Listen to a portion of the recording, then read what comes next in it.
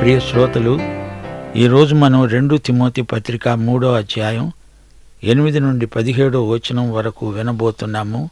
యన్నే యంబ్రే అనేవారు మోషేను ఎదిరించినట్లు వీరును చెడిన మనస్సు కలిగి విశ్వాస విషయములో భ్రష్టులై సత్యమును ఎదిరిస్తారు. ఈజిప్టుపై తెగుళ్లు వచ్చి పడినప్పుడు మోషే అద్భుతాలు చేస్తుంటే ఫరో పిలిపించిన మాంత్రికులు కూడా అద్భుతాలు చేశారు. ఆ మాంత్రికులలో 2 పేర్లు యన్నే యంబ్రే. ఈ పేర్లు పౌలు మనకు చెప్పబట్టి గాని లేకపోతే మనకు తెలియవు. ఈ పేర్లు పౌలుకు ఎలా తెలిసాయంటారు? ఎలా తెలిసి ఉంటాయి? దేవుని ఆత్మ బయలుపరిచాడు. ఈ పేర్లు తెలిసినందువల్ల మనం నేర్చుకునే పాఠమేమీ లేదనుకోండి, కానీ పేర్లు చెప్పటం వల్ల ఈ సంఘటనలోని చారిత్రక వాస్తవం ధృవపడింది. దేవునికి స్తోత్రం. ఫరో దర్బారులోని మాంత్రికులు మోషేను ఎదిరించారు గాని ఎదిరించి నిలువలేకపోయారు. ఇది చరిత్ర. దీనిని ఎవరూ కాదనజాలరు. నిర్గమకాండంలో జరిగిన ఈ సంఘటనకు అర్థమేమిటి? సైతానుకు అతీత శక్తులున్నాయి. సైతాను దేవుణ్ణి అనుకరించటంలో ప్రవీణుడు. సైతానీయ శక్తితో యన్నే యంబ్రే అద్భుతాలు చేశారు గాని మోషే దేవుని శక్తితో అద్భుతాలు చేశాడు.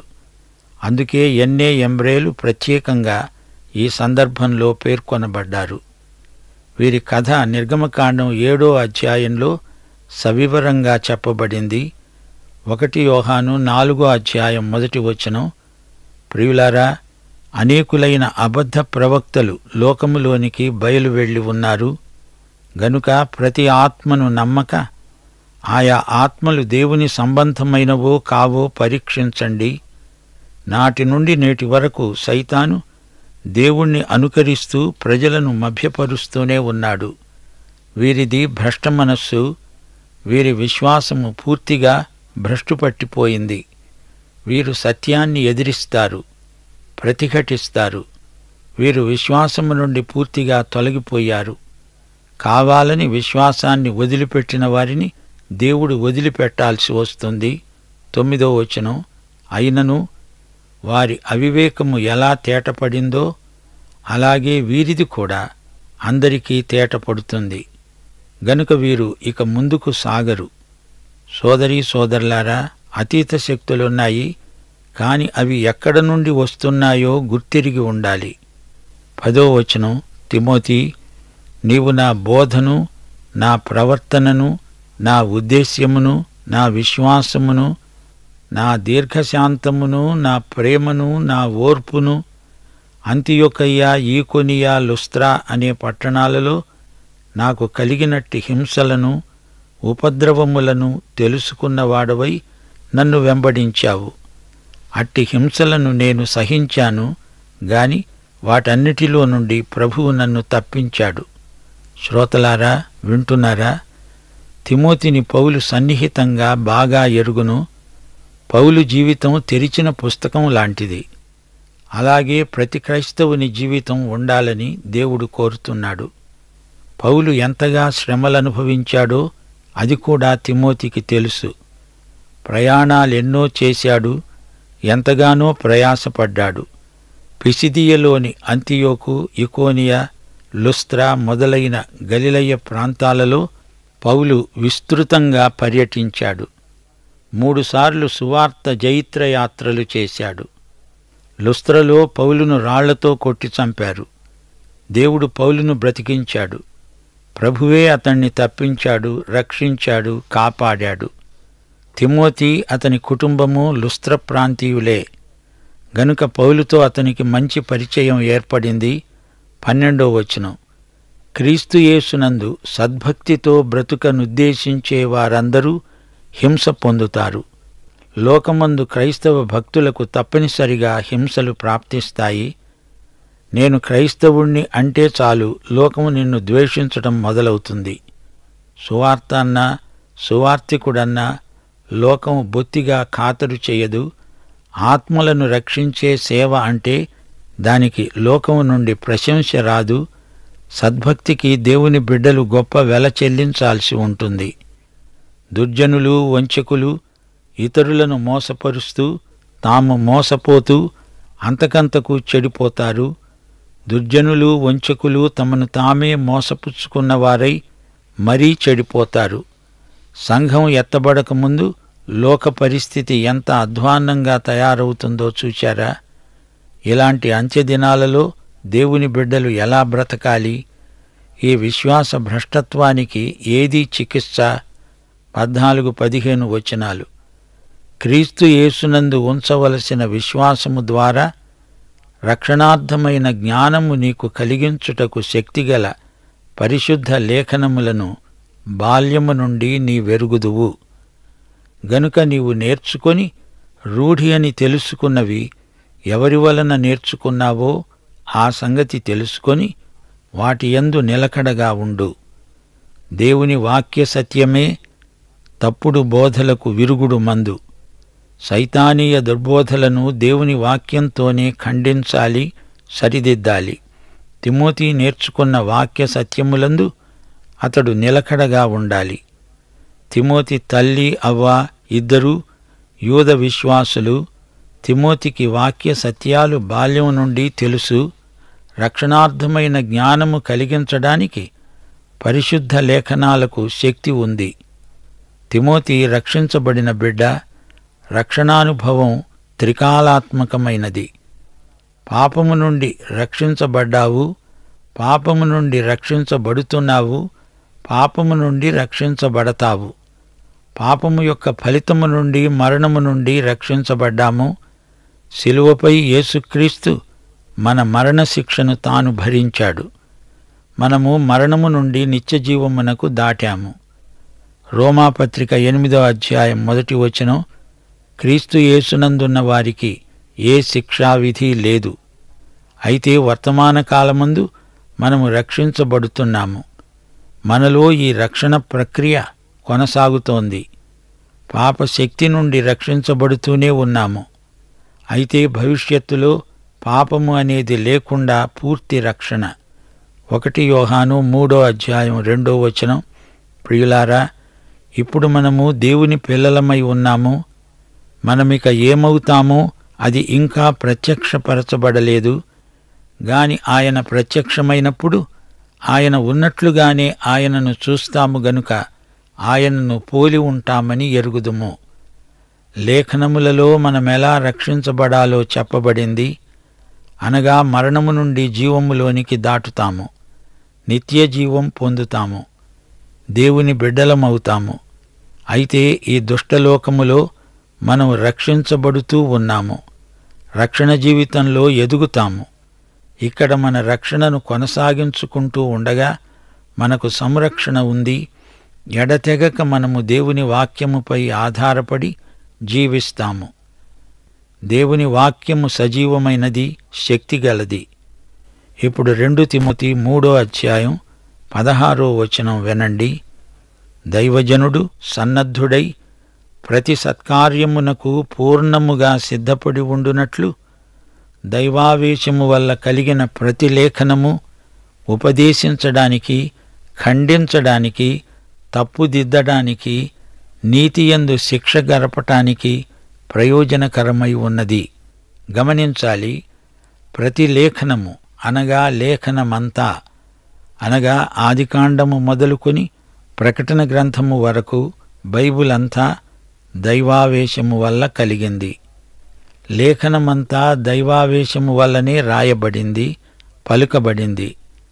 అనగా దేవుని ఊపిరి వల్ల కలిగింది. లేఖనాలను రాసిన భక్తులు దేవుని చేతిలో నిర్జీవమైన కళాలు కారు. దేవుడు ఈ రచయితల వ్యక్తిత్వాలను వాడుకున్నాడు. వారి శైలిలోనే, వారి తలంపులలోనే తానేమి చెప్పదలుచుకున్నాడో అదంతా చెప్పేశాడు. ఈ భక్తుల ద్వారా దేవుడు మనకు ఈ పరిశుద్ధ బైబిలునిచ్చాడు. దేవుని మాట అంతా బైబిలే. దానికి ఎవరూ ఏదీ చేర్చేది లేదు, అందులో నుంచి ఎవరూ తీసివేసేదీ లేదు. ఇది లేఖనం, బైబిలు. ఇది దేవుని వాక్యం. ఇది ఉపదేశించడానికి ప్రయోజనకరమై ఉన్నది. అందుకే ఈ లేఖనము అంతటా అన్ని వేళలా బోధించబడుతున్నది. ఖండించడానికి, తప్పుదిద్దడానికి కూడా ఈ లేఖనం ఎంతో ప్రయోజనకరం. మనిషి మనస్సాక్షిలో ఒప్పుదల కలిగించగలదు వాక్యం. పరిశుద్ధాత్మ దేవుని వాక్యము ద్వారా నీలో ఒప్పుదల కలిగిస్తాడు. నీవు తప్పులు చేస్తే దేవుని వాక్యం నీ తప్పులను దిద్దుతుంది. నీతియందు నీకు శిక్ష గరుపుతుంది లేఖనం, అనగా క్రమశిక్షణను అలవరుస్తుంది. సరైన సమయోచితమైన ఆలోచన చెబుతుంది. దేవుని చిత్త ప్రకారం బ్రతకడానికి దారి చూపుతుంది. వాక్యము ద్వారా దేవుని సేవకుడు సేవకు సన్నద్ధుడవుతాడు. ప్రతి సత్కార్యానికి బైబిలు నిన్ను పూర్ణముగా సిద్ధపరుస్తుంది. రాను రాను బైబిలు అధ్యయనం నీలో పరిపక్వతను కలిగిస్తుంది. వాక్యపు లోతు నెరుగని వారు శిశుదశలోనే ఉండిపోతారు. దేవుని వాక్యం ద్వారా విశ్వాసులు ఆధ్యాత్మిక వయస్సులో ఎదుగుతారు, బలం పుంజుకుంటారు. వాక్య బలంతో ప్రతి సత్కార్యము చేయడానికి శక్తి సామర్థ్యములు కలుగుతాయి. వాక్యమంటే బైబిల్ అంతా అని మా శ్రోతలు గ్రహించాలి. దేవుని వాక్యమంతా ఒకటే, అదే మన అక్కరలన్నీ తీర్చగలదు. శ్రోతలు వింటున్నారా? పౌలు తిమోతికి ఎన్నో వ్యక్తిగత విషయాలు రాశాడు. అతని భక్తికి జీవమునకు అవసరమైన సంగతులు రాశాడు. తిమోతి దేవుని వాక్యం నేర్చుకున్నాడు. అదే వాక్యాన్ని ఇప్పుడు తిమోతి ప్రకటించాలి. తప్పుడు సిద్ధాంతాల నేపథ్యంలో మనకు ఆధారం దేవుని వాక్యమే. అది మనలను సర్వసన్నద్ధులను చేస్తుంది. మానవ హృదయపు అక్కరలను అన్నిటినీ బైబిలు తీర్చగలదు. దేవుని వాక్యం మన కుటుంబ జీవితానికి, మన సేవా జీవితానికి అవసరమైనదంతా సరఫరా చేస్తుంది. దేవునికి స్తోత్రం. సోదరీ సోదరులారా, 2 తిమోతి 3:12 మరొకసారి మననం చేయండి. క్రీస్తు యేసునందు సద్భక్తితో బ్రతుకనుద్దేశించే వారందరూ హింస పొందుతారు. క్రీస్తు యేసునందు సద్భక్తి అనేది గొప్ప ఉద్దేశ్యం, గొప్ప ఆశయం, ఆదర్శం. సద్భక్తితో బతకాలనేది ప్రతి విశ్వాసీ కోరదగిన జీవిత విధానం. సద్భక్తి అంటే మనం ప్రకటించే సువార్తకు తగినట్లు జీవించాలి అని అర్థం. ఈ సద్భక్తికి మూలం క్రీస్తు యేసు. ఇది క్రీస్తు యేసునందలి సద్భక్తి. మన సద్భక్తికి ప్రాప్తి స్థానం క్రీస్తు యేసే. సద్భక్తితో బ్రతకాలంటే వారు తప్పనిసరిగా హింసలు పొందుతారు. అది దేవుని చిత్తం. యోహాను సువార్త 15:20 ప్రభువే స్వయంగా చెప్పాడు, లోకులు నన్ను హింసించిన ఎడల మిమ్ములను కూడా హింసిస్తారు. ఈ లోక వ్యవస్థ అంతా దేవుని రాజ్యానికి విరుద్ధమే. యోహాను సువార్త 15:19 యేసు తన శిష్యులతో అన్నాడు, మీరు లోక సంబంధులైన ఎడల లోకము తన వారిని స్నేహిస్తుంది. అయితే మీరు లోక సంబంధులు కారు. నేను మిమ్ములను లోకములో నుండి ఏర్పరచుకున్నాను. అందుచేతనే లోకము మిమ్ములను ద్వేషిస్తున్నది. కీడు చేసి శ్రమపడే కంటే క్రీస్తునందు సద్భక్తితో బ్రతికి హింస పొందడం ఎంతో మేలు. అయితే ఒక మాట, ప్రాంతాలను బట్టి, సమయాలను బట్టి, వ్యక్తులను బట్టి హింసలు వేరువేరుగా ఉండవచ్చు. హింసలు కొన్ని శారీరక బాధల రూపంలో వస్తాయి. కొన్నిసార్లు ద్వేషానికి, అవమానానికి గురి కావలసి వస్తుంది. అయితే విశ్వాసులందరూ ఏదో ఒక విధంగా, ఏదో ఒక సమయంలో హింసలను, శ్రమలను ఎదుర్కోవలసి వస్తుంది. సోదరీ సోదరులారా, ప్రియ శ్రోతలారా, పౌలు ద్వారా ఆయన ఆధ్యాత్మిక కుమారుడైన తిమోతికి సంక్రమించిన లక్షణాలు బోధ, ప్రవర్తన, ఉద్దేశ్యం, విశ్వాసం, దీర్ఘశాంతం, ప్రేమ, ఓర్పు. ఈ 7 ఎంతో గొప్పవి. తిమోతి పౌలునందు చూచిన ఈ సద్గుణాలకు, కపట బోధకుల ప్రవర్తనకు ఎంతో వ్యత్యాసమున్నది. ఈ తేడా తిమోతి సులభంగా గ్రహించగలడు. సోదరీ సోదరులారా, 2 తిమోతి 3:10-12 వరకు పౌలు తిమోతికి ఇచ్చిన సందేశంలో సరైన మాదిరిని అనుసరించు అంటూ హెచ్చరించాడు. తిమోతి పౌలులో ఏమి చూచి అతణ్ణి అనుసరించాడు? పౌలులో కనిపించిన లక్షణాలన్నీ యేసు ప్రభువుకున్నవే. నేటి తరం యువకులకు అలాంటి ఆదర్శప్రాయులైన నాయకులను సంఘం పరిచయం చెయ్యాలి. యువకులారా, మీరు మాదిరి నాయకుణ్ణి ఏర్పరచుకునేటప్పుడు జాగ్రత్త. ప్రతి తిమోతికి ఒక పౌలు, ప్రతి పౌలుకు ఒక తిమోతి లభించాలని ప్రార్థిస్తున్నాము. 2 తిమోతి 3వ అధ్యాయం 15 నుండి 17వ వచనం వరకు పౌలు తిమోతిని దేవుని వాక్య ప్రమాణానికి కట్టుబడి ఉండాలని ఎంతగానో ప్రోత్సహించాడు. బైబిలు రక్షిస్తుంది, బాల్యము నుండి యవ్వనం వరకు పరిపక్వత దిశగా పెంచుతుంది, ప్రభువును సేవించడానికి సన్నద్ధపరుస్తుంది. అయితే దుర్జనులు, వంచకులు నాయకులమని వస్తారు. వీరు ఇతరులను మోసపరుస్తూ తాము మోసపోతారు. వారి జీవితం విషాదాంతం. వారు అంతకంతకు చెడిపోతారు, ఇతరులను చెడగొడతారు. సైతానీయమైన మోసం సంఘాలపై దుష్ప్రభావం చూపకుండా జాగ్రత్త పడాలి. ఆత్మప్రేరిత గ్రంథమైన బైబిలే ఇట్టి దుర్బోధలను ఎదుర్కోవడానికి మనకు సాయపడుతుంది. ఈ పాఠంలో నకిలీ బోధకులను పసికట్టాలనే హెచ్చరిక ఉంది. ఎన్నే ఎంబ్రే అనే మాంత్రికులు ఆధ్యాత్మిక వ్యక్తులు కారు. వారు మోషే చేసిన అద్భుతాలను అనుకరించారు గాని ఓడిపోయారు. సైతాను అలాగే నకిలీ క్రైస్తవులను, విశ్వాసులను ఉత్పత్తి చేస్తాడు. 2 కొరింథీ 11వ అధ్యాయం 13 నుండి 15వ వచనం వరకు అట్టివారు క్రీస్తు యొక్క అపొస్తలుల వేషము ధరించుకొనేవారై ఉండి దొంగ అపొస్తలులను, మోసగాండ్రైన పనివారై ఉన్నారు. ఇది ఆశ్చర్యము కాదు. సైతాను తానే వెలుగుదూత వేషము ధరించుకుంటున్నాడు గనుక వాని పరిచారకులు నీతి పరిచారకుల వేషము ధరించుకోవడము గొప్ప సంగతేమీ కాదు. వారి క్రియల చొప్పున వారికి అంతము కలుగుతుంది. ఇలాంటి వారిని సైతాను సంఘములోకి రవాణా చేస్తాడు. సంఘాలలో ఈ విధంగా చీలికలు తెస్తాడు. ఈ గడ్డు దినాలలో దేవుని బిడ్డలు అప్రమత్తంగా ఉండాలి.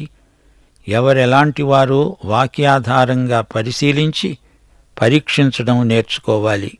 మరో మాట, అవకాశాలు లభించినప్పుడు వాటిని జారిపోనీయవద్దు. శీతకాలము రాకమునుపు నీవు రావడానికి ప్రయత్నించు అంటూ 2 తిమోతి 4వ అధ్యాయం 21వ వచనంలో పౌలన్నాడు. అవకాశాలు మన కోసం కనిపెట్టుకొని ఉండవు. శీతకాలం వచ్చిందంటే రోములో ప్రయాణం చేయడం కష్టం. చిట్ట చివరిసారి తన ప్రియ పౌలును చూడాలనుకుంటే శీతకాలం రాకముందే తిమోతి రావలసి ఉంది. అవకాశ ద్వారాలు మూయబడకముందే ప్రవేశించాలి. శీతకాలం రాకముందే రా. సోదరీ సోదరులారా, శీతకాలం రాకముందే సరైన సమయంలో నీవు చెయ్యవలసిందేదో చేసెయ్యి. ఈరోజే నీది, రేపు అత్యాలస్యమవుతుంది. శీతకాలం రాకముందే రా, ప్రభువు రమ్మంటున్నాడు. ముగింపులో 2 తిమోతి 3వ అధ్యాయం 14వ వచనం మరోసారి మీకు జ్ఞాపకం చేయగోరుతాము. పరిశుద్ధ లేఖనములను బాల్యము నుండి నీవెరుగుదువు. నీవు నేర్చుకున్న వాటి యందు నిలకడగా ఉండు. 1 యోహాను 2వ అధ్యాయం 24 నుండి 28వ వచనం వరకు ఇలాంటి ఆకాంక్షే వ్యక్తం చేయబడింది. మీరు మొదటి నుండి దేనిని విన్నారో అది మీలో నిలువనీయండి. మీరు మొదటి నుండి విన్నది మీలో నిలిచిన ఎడల మీరు కూడా కుమారుని యందు తండ్రి యందు నిలుస్తారు. మిమ్మును మోసపరుచు వారిని బట్టి ఈ సంగతులు మీకు రాశాను. అయితే ఆయన వలన మీరు పొందిన అభిషేకము మీలో నిలుస్తున్నది గనుక ఎవడునూ మీకు బోధించనక్కరలేదు. ఆయన ఇచ్చిన అభిషేకము సత్యమే కాని అబద్ధము కాదు. అది అన్నిటిని గూర్చి మీకు బోధిస్తున్న ప్రకారముగా, ఆయన మీకు బోధించిన ప్రకారముగా ఆయన మీలో నిలుస్తున్నాడు. కాబట్టి చిన్న పిల్లలారా, ఆయన ప్రత్యక్షమగునప్పుడు ఆయన రాకడ యందు మనము ఆయన ఎదుట సిగ్గుపడక ధైర్యము కలిగి ఉండునట్లు మీరాయన యందు నిలిచి ఉండండి. తిమోతి, నీవు నేర్చుకొని రూఢి అని తెలుసుకున్నది ఎవరి వలన నేర్చుకున్నావో ఆ సంగతి తెలుసుకో. తిమోతి రూఢిగా తెలుసుకున్నది పౌలు నుండే. తిమోతి నిలకడగా ఉండాలి అని పౌలు కోరిక. సోదరీ సోదరులారా, లేఖనములు దైవ ప్రేరితములని ఆత్మ ప్రేరితములని మరువకండి. బైబిలే మనకు ఏకైక ప్రమాణ గ్రంథం. బైబిలు ఆధ్యాత్మికంగా ఎంతో ప్రయోజనకరమైనది. ఇది అన్ని గ్రంథాల వంటిది కాదు. బైబిలులోని మాటలు, తలంపులు అన్నీ దేవునివే. 1 కొరింథీ 2:13 పౌలేమన్నాడు? మనుష్య జ్ఞానము నేర్పే మాటలు కావు, ఆత్మ సంబంధమైన సంగతులివి. ఆత్మ నేర్పే మాటలు ఇవే మేము బోధిస్తున్నాము. దొంగ బోధకుల నకిలీ చేష్టలను కనిపెట్టండి. ఎన్నే ఎంబ్రే అనేవారి అంతం నాశనమే. వీరిద్దరూ ఎర్ర సముద్రంలో నశించినట్లు చెబుతారు. అబద్ధ బోధకులకు చివరికి ఇదే గతి పడుతుంది. ఇది చరిత్ర నేర్పుతున్న పాఠం. వీరి అవివేకము అందరికీ తేటపడుతుంది గనుక వీరు ముందుకు సాగరు. చిట్ట చివరికి గెలిచేది సత్యమే, అబద్ధానికి అపజయమే. తిమోతికి నాయకుడు అపుస్తలుడైన పౌలు. తిమోతి నమ్మకమైన శిష్యుడు. తన నాయకునిలోని ఆధ్యాత్మిక శక్తి, స్ఫూర్తి, ఆయన కర్తవ్య దీక్ష ఇవన్నీ తిమోతికి మంచి మాదిరులు. చూచారా, ఈ అధ్యాయంలో ఎన్నెన్నో విలువైన సత్యాలు మనం నేర్చుకున్నాము. పాఠం సమాప్తం. యేసుక్రీస్తు వారి సత్కృప, యెహోవా దేవుని అపార ప్రేమ, పరిశుద్ధాత్మ నిత్య సహవాసము మనకందరికీ తోడై ఉండునుగాక. ఆమేన్.